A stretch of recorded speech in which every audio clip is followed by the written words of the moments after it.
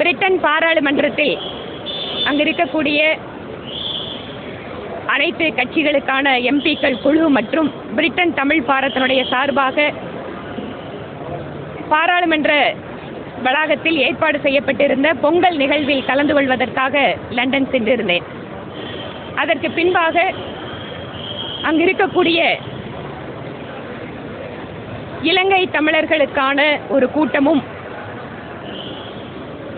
Overseas friends of BJP UK BJP ஆதரவாளர்களுக்கான Britain அமைப்பினுடைய ஒரு கூட்டத்திலேயும் கலந்து கொண்டு வந்திருக்கிறேன். இங்கு எனக்கு அன்பான வரவேற்பினை கொடுத்திருக்கக்கூடிய அத்தனை சகோதர சகோதரிகளுக்கும் இந்த நேரத்தில் என்னுடைய நன்றியை தெரிவித்துக் கொள்கிறேன். திருவள்ளுவரையும் வள்ளலாரையும் வேறு யாரோ களவாட முயற்சிக்கிறார்கள் என்று மாநிலத்தினுடைய முதலமைச்சர் தெரிவித்திருக்கிறார். திருவள்ளுவர் திருக்குறளில் ஹிந்து ஞான மரபினுடைய கருத்துக்களைத்தான் கூறியிருக்கிறார். கடவுள் வாழ்த்து என்ற தனியான ஒரு அதிகாரம், அதே போல திருக்குறளில் பல்வேறு இடங்களில் ஹிந்து மத கருத்துக்களை அவர் வெளிப்படுத்தி இருப்பது அனைவரும் அறிந்தது. அதே போல வள்ளலார் ஹிந்து சமய ஞானத்தினுடைய ஒரு கூறாக அவர் விளங்கியவர்.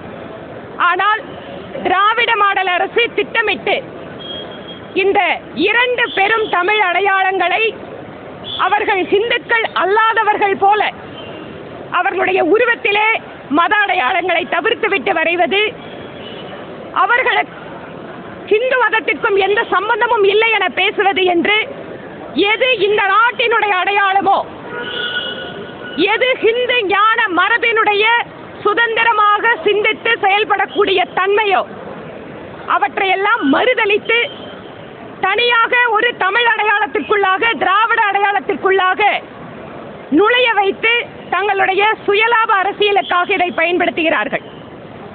திருவள்ளுவரும் வள்ளலாரும் இந்த நாட்டில் இருக்கின்ற தனித்துவமான கலாச்சார பண்பாடு மற்றும் அவர்களுடைய சிந்தனை ஹிந்து மத சிந்தனைகளுக்காக உலகம் முழுக்க அறியக்கூடியவர்கள்.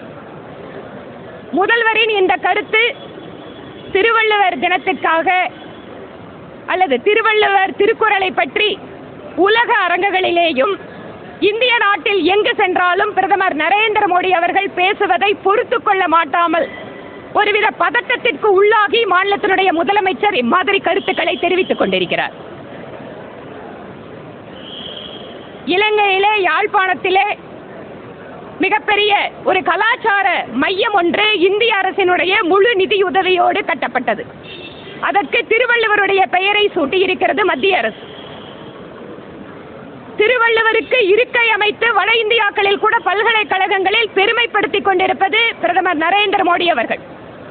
உலக அரங்கிலே திருக்குறளை பற்றி பேசி நம்முடைய தமிழுக்கும் திருவள்ளுவருக்கும் பெருமை சேர்த்துக் கொண்டிருப்பது இன்று உலக அளவில் விளங்கிக் கொண்டிருக்கக்கூடிய பிரதமர் மோடி அவர்கள்.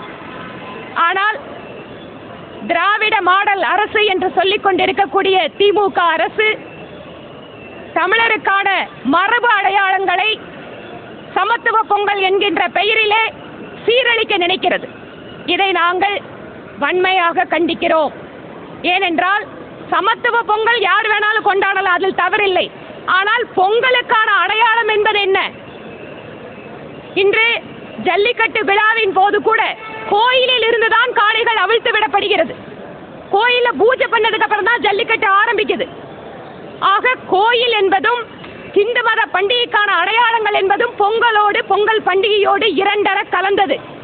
திமுக அரசு இந்து மதத்திற்கு மீது இருக்கக்கூடிய வெறுப்பின் காரணமாக இந்த அடையாளங்களை மறைத்து வேறேதோ விதத்தில் சமத்துவ பொங்கல் என மக்கள் முன்பாக அவர்கள் வேறு ஒரு உருவத்தை வரைய நினைக்கிறார்கள். அதை ஒருபோதும் மக்கள் ஏற்றுக்கொள்ளப் போவதில்லை.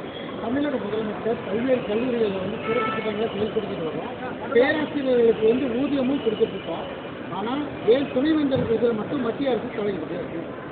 அதாவது நம்ம நாட்டில் கல்வித்துறை அப்படின்னு எடுத்துட்டீங்கன்னா, கல்வித்துறை என்பது மாநில அரசுக்கும் மத்திய அரசுக்கும் பொதுவான ஒன்று.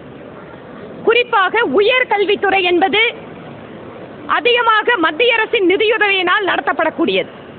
ஆக இந்த கல்வி நிறுவனங்களை உருவாக்குகின்ற பொழுது சட்டத்திட்டத்தின் போது அதில் தேவைப்படக்கூடிய ஒரு பாதுகாப்பு அம்சங்களை வைத்திருக்கிறார்கள். இதற்கு முன்பாக துணைவேந்தர் நியமனம் என்பது எப்படியெல்லாம் பணம் பெற்றுக்கொண்டு அல்லது அதில் பல்வேறு விதமான முறைகேடுகள் நடந்திருக்கிறது என்று பல்வேறு வழக்குகளே இருக்கு. ஆனால் மத்தியிலே பாஜக ஆட்சி அமைந்ததற்கு பின்பாக கல்வித்துறை என்பது முழுவதும் சுதந்திரமாக சிறந்த கல்வியாளர்களை வைத்து நடத்தப்பட வேண்டும் என்பதில் உறுதியாக இருக்கிறது. இதுல எந்த இடத்துல அவங்களுக்கு மாநில அரசுக்கும் மத்திய அரசுக்கும் அந்த புரிதல்ல எங்க சிக்கல் வருதுன்னு கேட்டீங்கன்னா, கவர்னர் மீது தனிப்பட்ட தாக்குதலை திமுக அரசு நடத்தி கொண்டிருக்கிறது.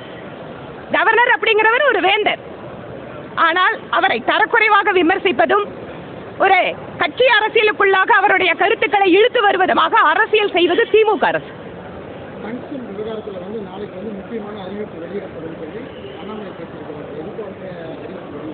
இது ஏற்கனவே மத்திய அமைச்சர் திரு கிஷன் ரெட்டி அவர்கள் வெளிப்படையாகவே சொல்லியிருந்தார். நாங்க மத்திய அரசு நீங்க மாநில அரசினுடைய ஒப்புதலின் காரணமாக அதை கொடுத்தோம், மாநில அரசு இதுல நீங்க முடிவெடுங்க அப்படின்னு அவரும் சொல்லியிருந்தார்.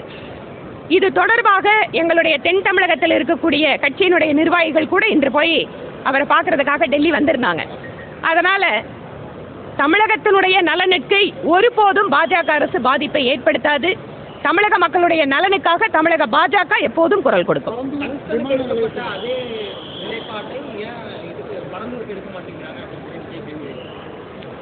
திரு விஜய் அவர்களுக்கு மாநில தலைவர் அண்ணாமலை அவர்கள் நேற்றே பதில் சொல்லியிருக்காரு. விமான நிலையத்துக்கு சென்னையில் இடம் எங்க இருக்கு சொல்லுங்க. இன்றைக்கு எந்த ஒரு புதிதான வேலை வாய்ப்பை உருவாக்கினாலும் கட்டமைப்பு வசதிகளுக்காக நிலம் தேவைப்படுகிறது. இன்றைக்கு நம்மளுக்கு வளர்ச்சி அப்படிங்கும் போது இந்த நிலம் இல்லாமல் வளர்ச்சி அப்படிங்கிறது இல்லை. ஆனால் அதே சமயம் விவசாயிகளுடைய நலனை பாதிக்கின்ற வளர்ச்சி அப்படிங்கிறத நாங்கள் எடுத்துக்கிறது இல்லை. ஆனால் ஏதாவது ஒரு இடத்துல விமான நிலையம் தேவைப்படுகிறது. நீங்கள் எங்கள் கோயம்புத்தூரை எடுத்துக்கோங்க. கோயம்புத்தூரோட விமான நிலைய விரிவாக்கத்திற்கு எத்தனை வருஷமாக போராடிட்டு இருக்கோம்.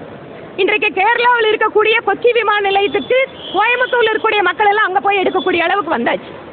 அதனால் ஒரு பக்கம் என்ன நினைக்கிறோம், விமான நிலையம் வந்தால் இளைஞர்களுக்கு வேலை வாய்ப்பு, புதிதாக தொழில் நிறுவனங்கள், இதை பேலன்ஸ் பண்ணி நம்ம எப்பவுமே முடிவெடுக்கணும். அதனால் திரு விஜய் அவர்கள் ஏதாவது ஒரு புதிதான விஷயத்தை மக்கள்கிட்ட பரபரப்பை ஏற்படுத்த முடியுமான்னு நினைக்கிறாரான்னு தெரியல. ஆனால் வளர்ச்சி அப்படின்னு வரும்போது கட்டமைப்பு வசதிகளை ஏற்படுத்தி ஆக வேண்டும். அதற்கு அவர் கட்சியிடம் அவரிடம் என்ன தீர்வு என்பதை ஊடகக்காரங்க நீங்க கேட்டு சொல்லுங்க.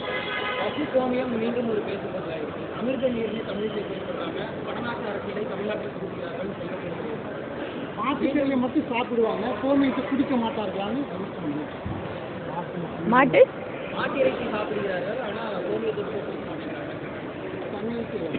இங்க பாருங்க, இதெல்லாம் ஒவ்வொருத்தரோட தனிப்பட்ட விருப்பம். உங்களுக்கு மருத்துவ காரணம் இருக்கா, பிடிச்சிருக்கா, இல்ல சாப்பிட்றீங்களா, இந்த சாப்பிட்ற விஷயங்கள் எல்லாமே தனிப்பட்ட சாய்ஸ். இதுல கட்சி எங்க விதத்துல அதுல பேச முடியும்? எல்லாத்துக்கும் அவங்கவுங்க தனிப்பட்ட உரிமையை மதிக்கணும், அவ்வளவுதான். கல்விக்காக அண்ணாமலை லண்டன் போயிட்டு திரும்ப வரவேற்பு ரொம்ப நல்லா இருந்ததுங்க.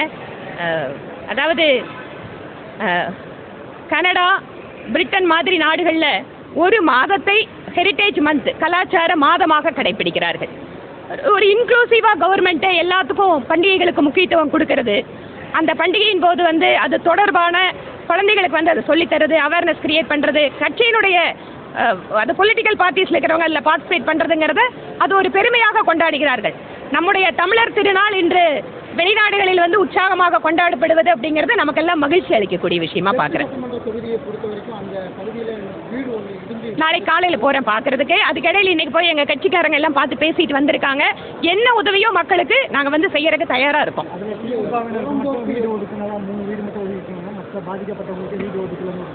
நிச்சயமா நான் எந்த மக்கள் பாதிக்கப்பட்டிருந்தாலும் அத்தனை பேருடைய குரலாக சம்பந்தப்பட்ட அதிகாரிகளிடம் பேசுவேன்.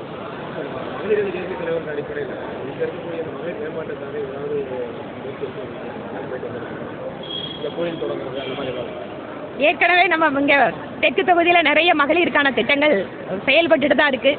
இதுக்கப்புறம் அங்கிருந்து ஏதாவது நம்ம கருத்துக்கள் ஏதாவது எனக்கு இருந்ததுன்னா நிச்சயமா வரக்கூடிய காலத்தில் நிர்வாகிகளோட ஆலோசனை பண்ணி செயல்படுத்துவோம். நன்றிங்க.